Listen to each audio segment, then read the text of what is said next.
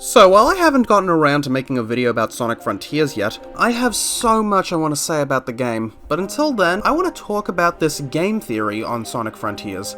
I love game theory, but sometimes they overlook a lot of stuff. They have made numerous theories on Sonic in the past, but they are all about comparing Sonic to real-life physics. Nothing on the game stories. Nothing on that rich, juicy lore the series is so thick with, excluding anything from the 2010s. I remember they made a video about the Chaos Emeralds, which had my excitement as the Chaos Emeralds are by far the most mysterious and thought-provoking element of the series, and you spend the whole video comparing them to real-life gems? Just to say they're more like diamonds than emeralds? No! Bad, MatPat! Don't waste your theorist mind and our time with that.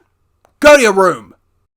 I've always thought to myself, if ever I got the chance to speak to MatPat, it would probably go something along the lines of, "Hi, Matthew Patrick, big fan, I have some homework for you. Sonic 3 and Knuckles, 1994, Sonic Adventure, 1998, Sonic Adventure 2, 2001, Shadow the Hedgehog, 2005, and Sonic Unleashed, 2008. Okay, have fun with those.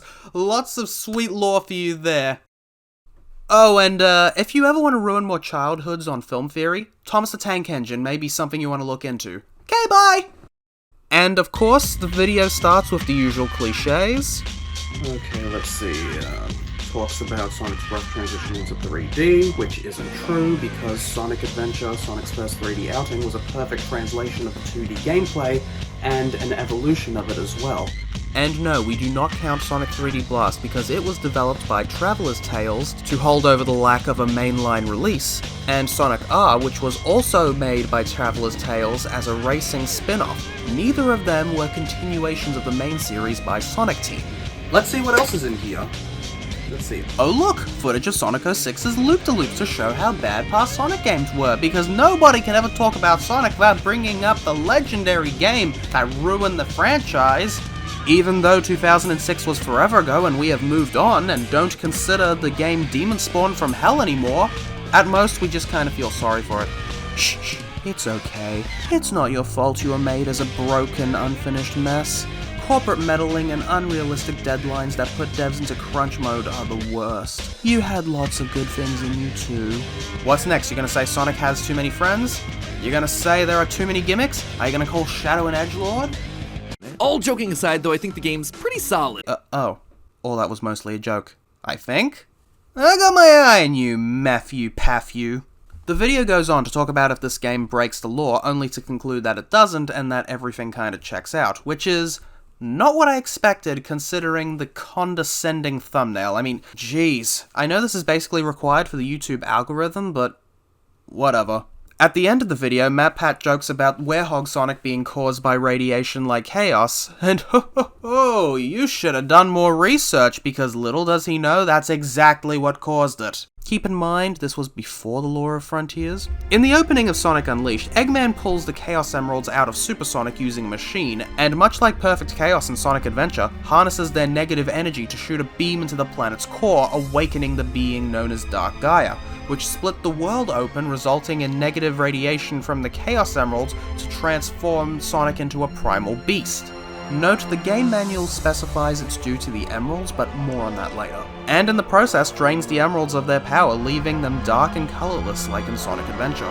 It is implied Sonic's transformation into the Werehog is the exact same that turned a Chao into Chaos, and while Sonic isn't made of water, he shares many traits with Chaos while in his Werehog form. They share a similar physique, short legs, large arms, etc. Said large arms have the ability to stretch. Both Werehog, Sonic, and Chaos are shown to use a punching attack by extending their stretchy arms while surrounded in a purple energy. Purple energy is shown frequently in Sonic Unleashed, mostly by the Dark Gaia creatures. Dark Gaia is an ancient being harboring a lot of dark energy, and as a result of Eggman's early awakening, Dark Gaia is split all over the world, creating all the Dark Gaia monsters and corrupting existing entities. Upon defeat, Werehog Sonic can absorb that energy to power himself up, and in the game's climax, Sonic loses his Werehog form when you face Dark Gaia, and it takes all the energy from Sonic.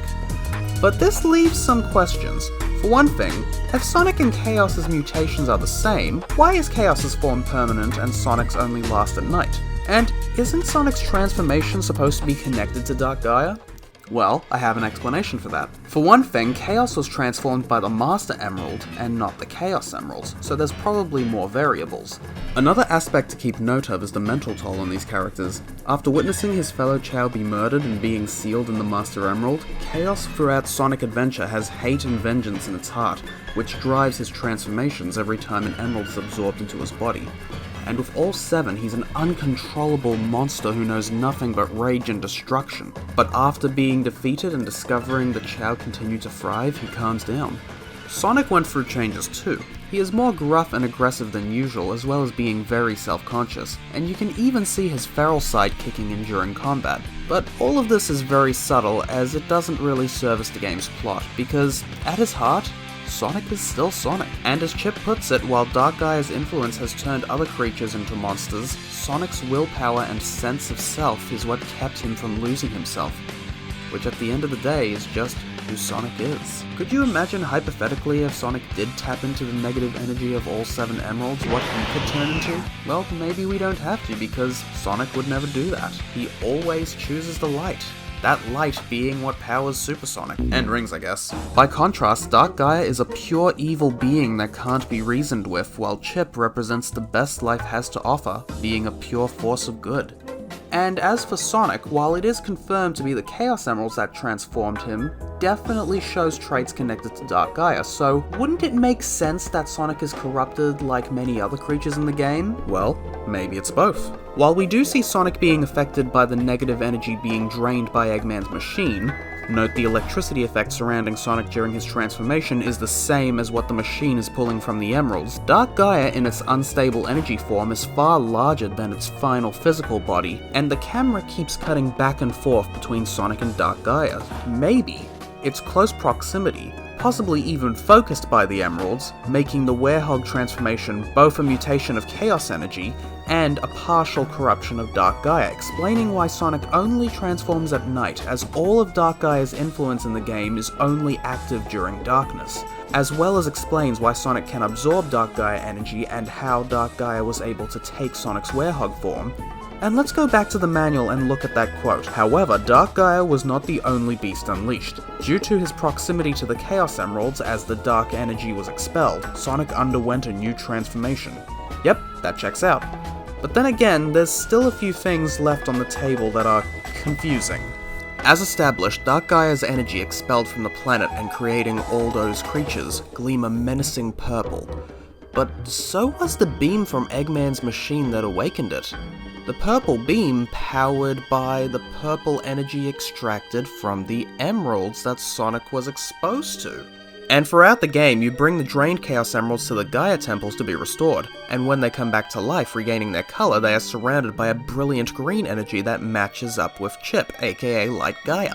We could leave the video here, but things like this had led me to believe another theory that rocks the very foundation of Sonic Unleashed's lore.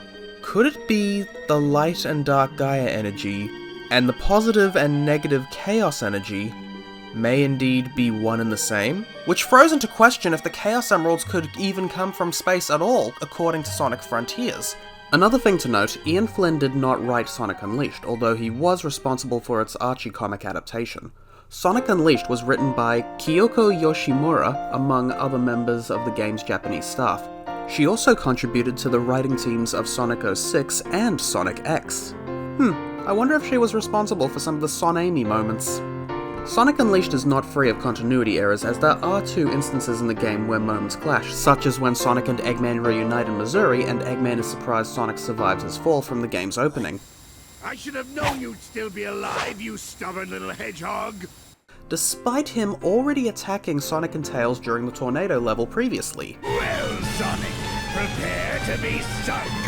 And after the Egg Beetle boss fight, Sonic sees the Gaia Temple and asks, "Is that the Temple of Gaia?" Only for the next scene inside to ask, "What is this place?" And to exclaim, "This was the Temple of Gaia! That's gotta be why Eggman was so keen on taking the place over!"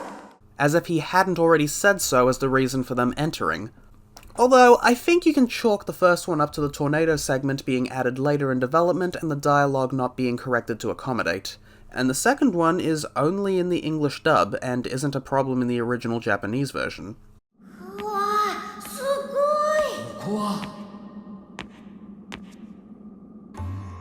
Ian Flynn may have not interpreted Sonic Unleashed the same way, especially judging by how he thinks the ancient humans built the Gaia temples, even though the Gaia temples are split pieces of the Gaia Colossus body. This sort of thing just kind of happens in a multi-decade-long ongoing series with different writers, supervisors, and etc. And considering Sonic Team only now want to keep track of all their lore, inconsistencies have been around for years. Like how Eggman Nega was Eggman from another dimension in Sonic Rush, but then he reappeared in Sonic Rivals claiming to be the descendant of Eggman from the future. And then every reference to the character since uses the two interchangeably. Okay, I'm saying this for the last time. Time travel and dimension/universal/alternate reality, whatever the hell you're calling it now, aren't the same thing. Although I think someone forgot to tell whoever was in charge of Sonic Forces, although quite honestly, I think they just didn't play Generations because Sonic Forces practically oozes with I don't care energy. Honestly, I think with some good writing you can find an explanation that makes both Unleashed's Emerald backstory and Frontier's backstory for the Emeralds be more cohesive. Because the Emeralds being tied to the Gaias would predate the Ancients' arrival on Earth. Maybe say Sage's data was incorrect and the Ancients only thought the Emeralds were native to their home, and maybe they shot off into space from Earth at some point, I don't know. The game stated the Master Emerald was already on Earth, so maybe Ian had plans for this. I just don't buy the possibility the Emeralds had nothing to do with the Gaias. Just the fact the temples are even designed for accepting and restoring the Chaos Emeralds, and that doing so puts the planet back together must mean something. Again, I also can't buy that the Gaia temples were built by humans later on either because, like I said, they are part of the Gaia Colossus. It's probably more likely that after each day of awakening after Dark Gaia is put to sleep, Light Gaia splits its external body and sends the 7 pieces across the globe where they lay for thousands of years, where human civilizations converted and rebuilt the pieces of the stone body into temples for worship, or something like that. Do we really think Light Gaia one day was like, oh hey, the humans built these temples for me, I'ma use them as a Power Rangers Megazord! But I suppose in terms of the Chaos Emeralds, that would give them another parallel to the Dragon Balls from Dragon Ball. Dragon Balls are created by the inhabitants of planet Namek and are tied to their race, but the ones on Earth specifically were created on Earth by a Namekian who grew up there too.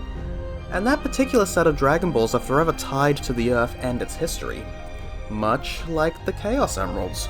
Almost poetic. But rounding this back to the game theory video, while I took issue with the Werehog joke, the video for the most part was pretty solid, connecting how Chaos bears the appearance of the Ancients from the genetics still existing in the descendants of the Chao. As a matter of fact, that's not exclusive to Chaos. In the Chao Gardens, Chao have a system of breeding and raising where you can evolve them to new forms. Among them is one that looks just like Chaos and the Ancients. Just saying, maybe you should have included that in your video game theory. Does that mean deep down Sonic's got something akin to the Werehog locked away in his genes? Maybe let's not go any further down that rabbit hole, or hedgehog burrow. But enough of me rambling. This was a long discussion based on my reaction to a game theory. I loved Sonic Frontiers and the effort Ian went through, with the story and the character dialogues more than appreciated. More times than not did small moments make me smile. But anyway, catch you guys later. Stay tuned, and stay awesome.